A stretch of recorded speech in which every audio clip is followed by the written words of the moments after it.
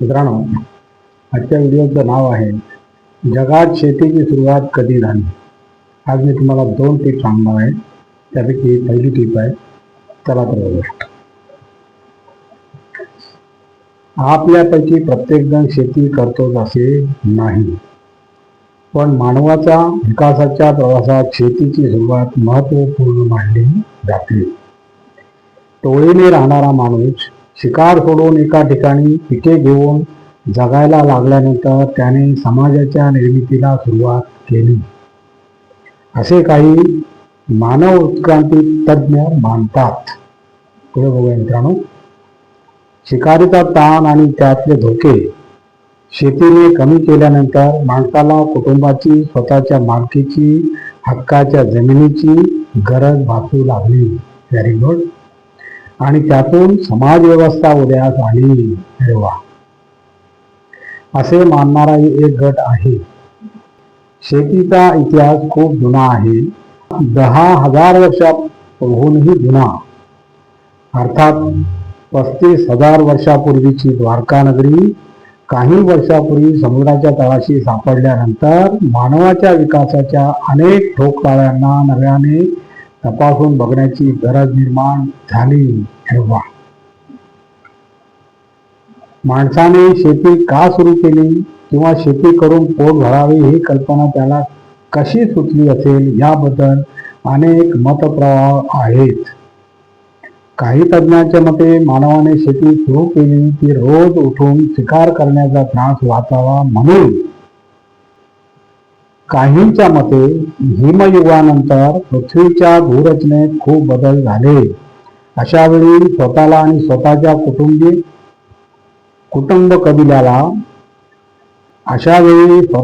स्वतःच्या कुटुंब कबिल्याला जिवंत ठेवण्यासाठी माणसाने शेती सुरू केली. अरे वा.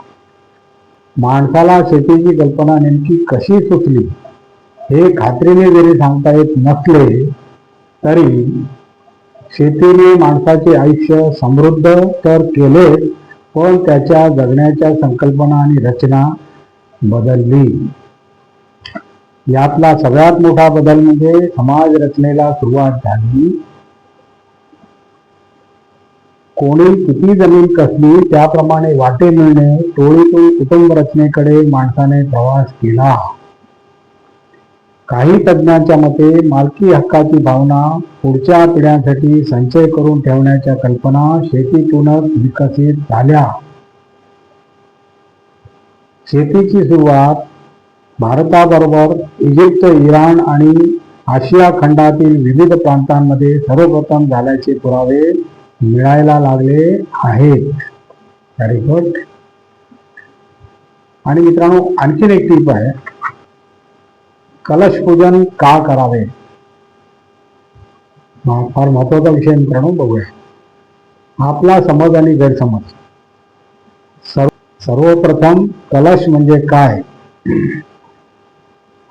पितळेचे, मातीचे किंवा तांब्याचे भांडे पाण्याने भरलेले असते. भांड्यात आंब्याची किंवा विड्याची पाने, सुपारी, हळदी कुंकू, अक्षदा आणि नाणं ठेवून त्यावर नारळ ठेवला जातो. अशा भांड्याला कलश म्हणतात. Very good. काही वेळा पाण्याऐवजी धान्यानेही कलश भरला जातो. छान. जेव्हा भांडे पाण्याने किंवा धान्याने भरले जाते तेव्हा ते पूर्ण कुंभ म्हणून ओळखले जाते, जे सजीवांच्या जीवनाचे प्रतिनिधित्व करते. अशा कलशाच्या पूजनाने एक सकारात्मक ऊर्जा मानवी जीवनाला मिळते अशी धारणा आहे. Very good. पारंपरिक गृहप्रवेश, लग्न, दैनंदिन पूजा इत्यादी सर्व महत्त्वाच्या प्रसंगी योग्य विधीसह मांगल्याचे प्रतीक म्हणून कलश ठेवला जातो. प्रवेशद्वाराजवळ स्वागतासाठीही कलश ठेवला जातो. कलशातील पाणी हे जलतत्वाचे प्रतीक आहे, तर कलश हे पृथ्वीचे प्रतीक आहे. याच्यात असंख्य जीव, सजीव प्राणी निर्माण करण्याची क्षमता आहे आणि जगात जे काही शुभ आहे ते निर्माण करण्याची क्षमता आहे. कलशातील पाणी आणि नारळ सृष्टीचे प्रतिनिधित्व करतात. अरे वा. काही ठिकाणी कलशाभोवती धागा बांधला जातो, तो धागा प्रेमाचे प्रतिनिधित्व करतो. Very good. तसेच सामाजिक बांधिलकीचे सूचन करतो. त्यामुळे कलश शुभ मानला जातो आणि त्याची पूजा केली जाते. कलशाची पूजा करताना सर्व नद्यांचे पाणी, सर्व वेदांचे ज्ञान आणि सर्व देवतांचे आशीर्वाद या सर्व गोष्टीचे मंत्राद्वारे आवाहन केले जाते आणि त्यानंतर संकल्पासह सर्व विधीसाठी त्याचे पाणी वापरले जाते. Very good. आणि अशा प्रकारे मित्रांनो आजचा आपला व्हिडिओ संपलेला आहे. आणि तुम्हाला जर माझा व्हिडिओ आवडला तर लाईक करा, शेअर करा, सबस्क्राईब करा आणि कमेंट जरूर करा. नमस्कार. जय हिंद.